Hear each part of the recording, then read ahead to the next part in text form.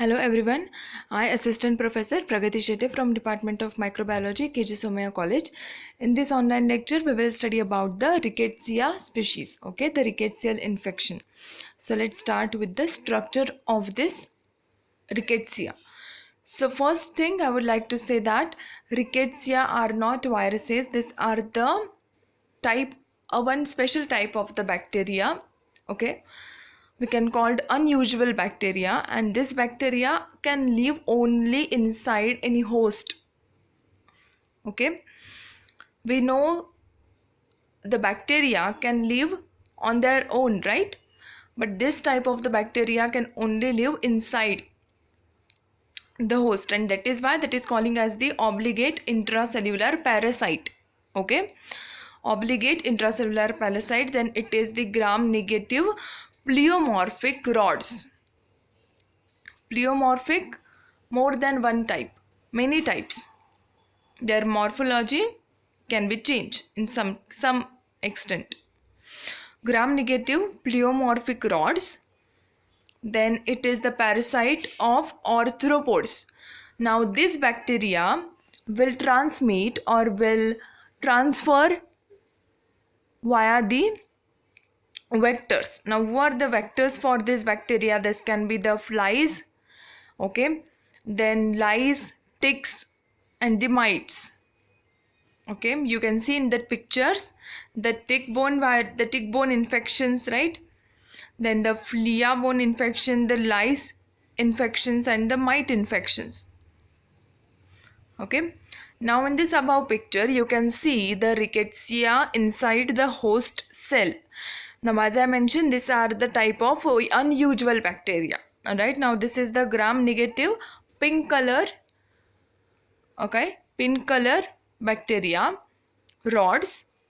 Basically these are rods.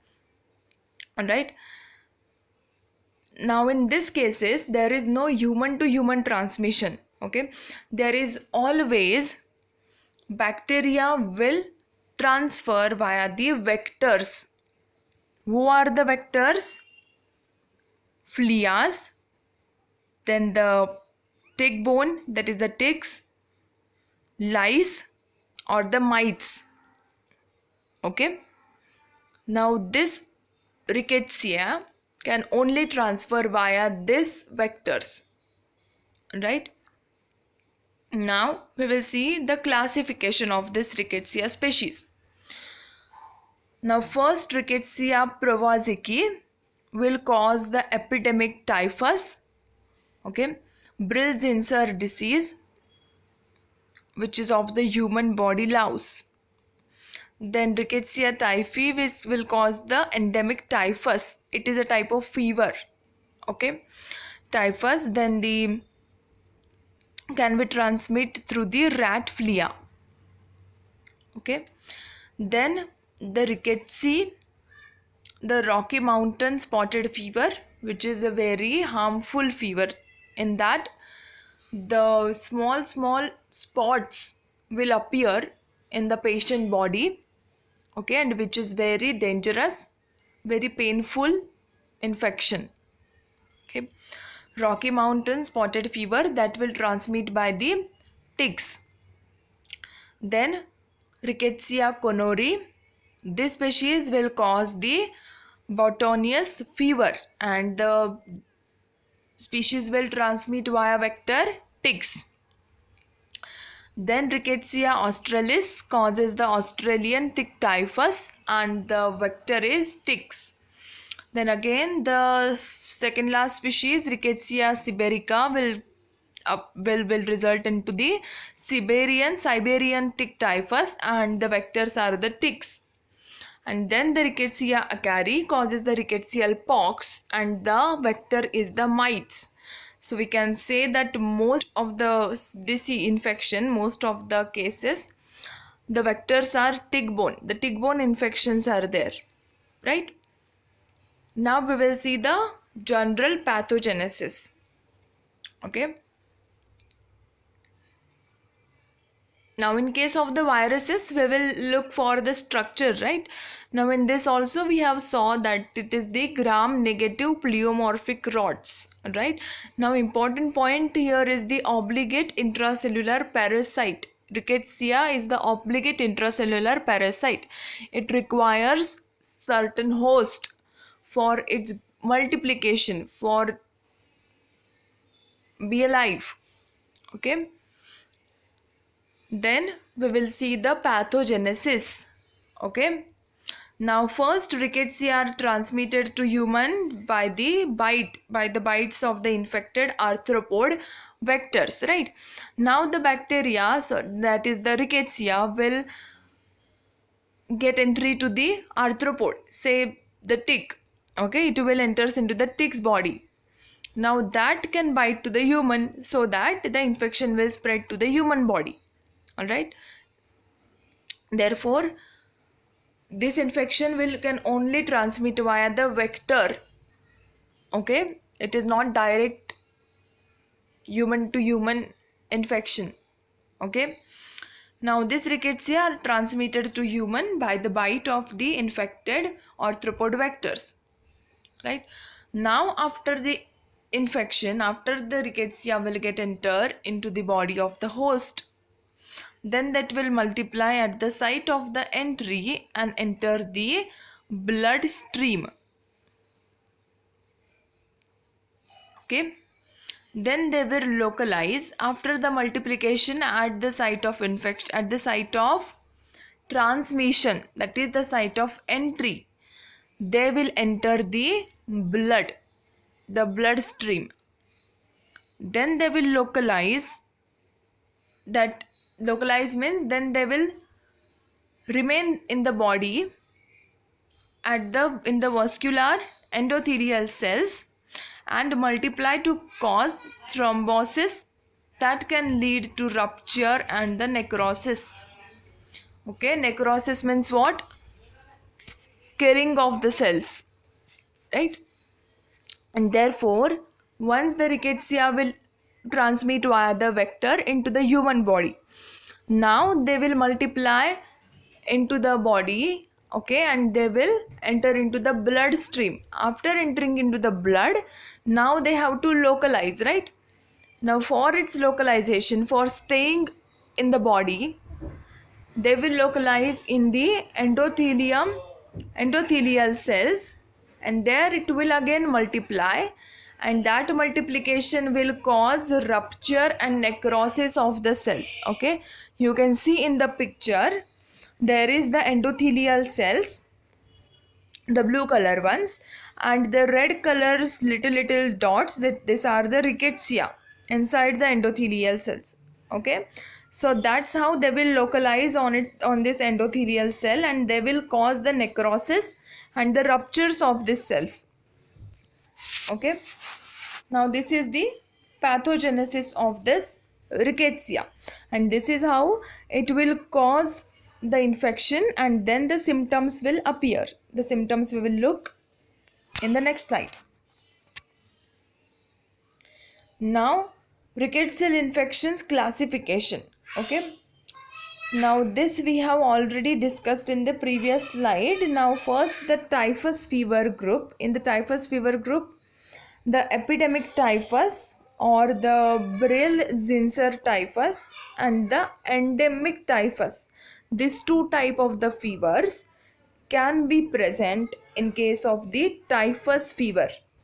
Okay, this typhus fever, if you look into the previous slide, that is transmitted via the human body louse and the rat flea. What is the flea? The second one picture. Okay, this is the arthropod vector, the flea.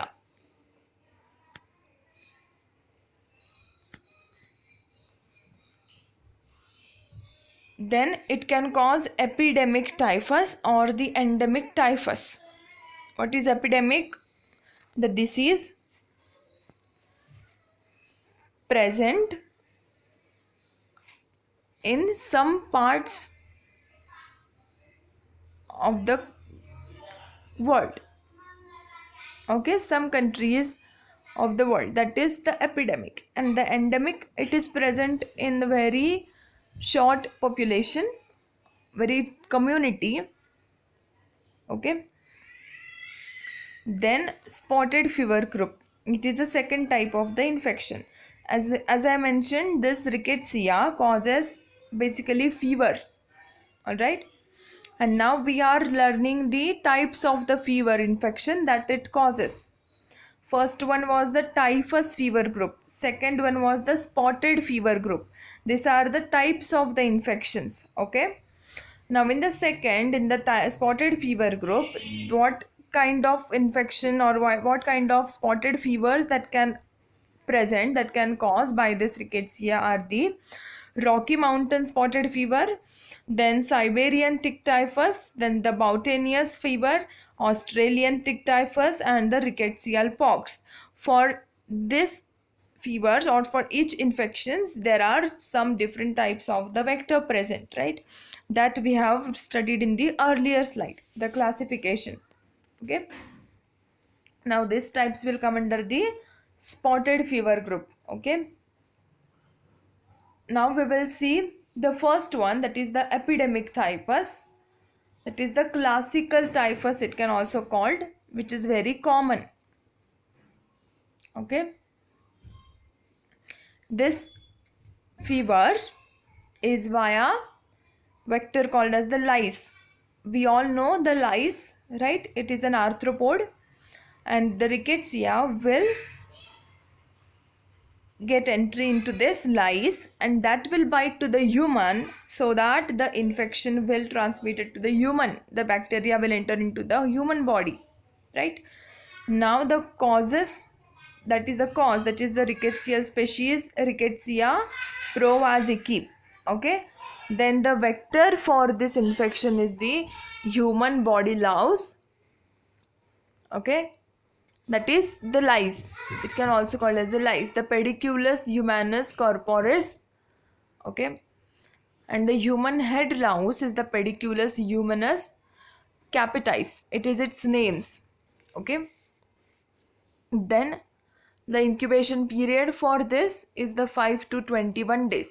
The incubation period of this species of the rickettsia inside the human host is the 5 to 21 days. During the incubation period, what will happen? The primary multiplication of this species will take place. Alright. Then with this disease, with this infection, the mortality rate is 20 to 30% in the untreated cases. Okay. Now the symptoms. This is the most common infection that can be happened with the rickettsia species. Okay. Now we will look the symptoms of this rickettsial infections. Now most common symptoms of this infections can be the severe headache, chills, generalized myalgia, high fever for the 39 to 41 degrees Celsius. Then the vomiting, muscular rashes after the 4 to 7 days. Now as we know, the incubation period is the 5 to 21 days. So after that, the symptoms will start appearing. Muscular rashes after 4 to 7 days, first on trunk and spreads to limb. Okay. The rashes are most common in cases of the spotted fever. Okay. Then the lacks consciousness. The person will lack in the consciousness. Okay. In the rickettsial infections. Then the second type, that is the typhus fever. The Brill-Zinsser typhus, or the also can be called as the recrudescent typhus. Now this will occur after the person recovered from the epidemic typhus and reactivation of the rickettsia which remained latent for years. So it is a type of the latent infection. Okay. First, if the person is suffered from the primary infection from the species Rickettsia provazekii. Okay, this species causes the epidemic typhus, which is we just saw. Okay, that disease, due to that disease, if the bacteria are remaining latent in the person body, then it can get this Brill-Zinsser typhus. Okay, then it will show the mild illness and the low mortality rate. Then the third one is the endemic typhus, also can be called as the murine typhus. Okay, endemic typhus or the murine typhus. Now the species are Rickettsia typhi. Vector is the rat flea. Okay, and the reservoir is rat. That means this infection is in the rat. Okay, infection occurs after the rat flea bites the host. All right. Then the spotted fever group. Now, as I mentioned, this is a very harmful type of the infection, in which the first one is the Rocky Mountain spotted fever.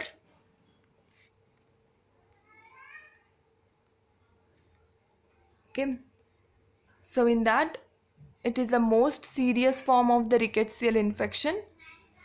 See, first one thing to understand, these infections are the types of the rickettsial species infection. Okay, there are the two groups, the typhus fever and the spotted fever.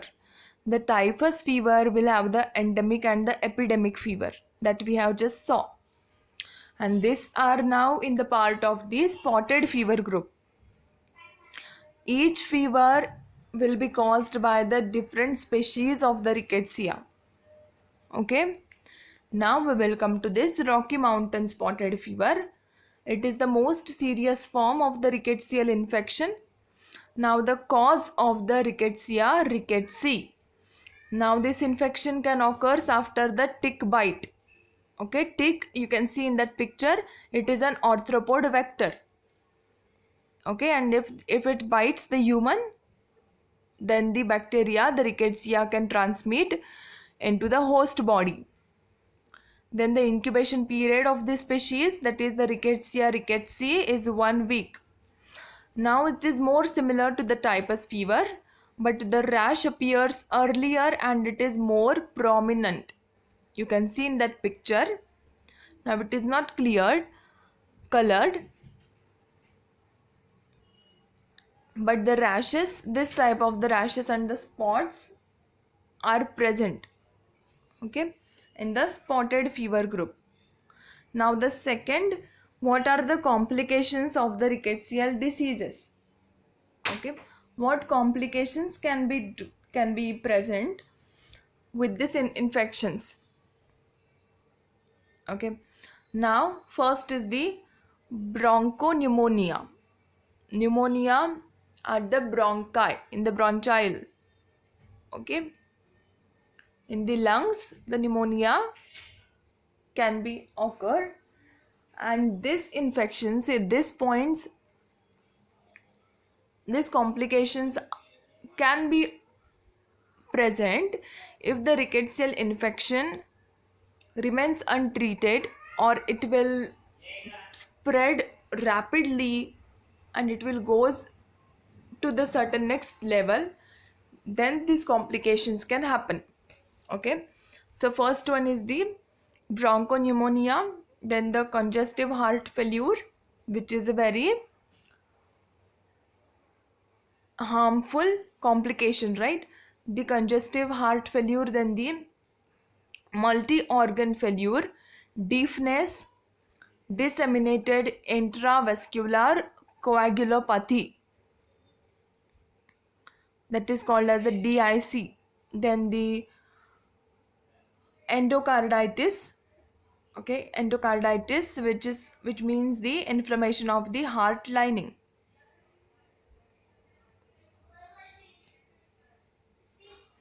See, wherever the term will come, itis, it is for the inflammation. In case of the encephalitis, it is the inflammation of the brain. Okay. Now the myocarditis, inflammation of the heart muscle. Endocarditis, inflammation of the heart lining.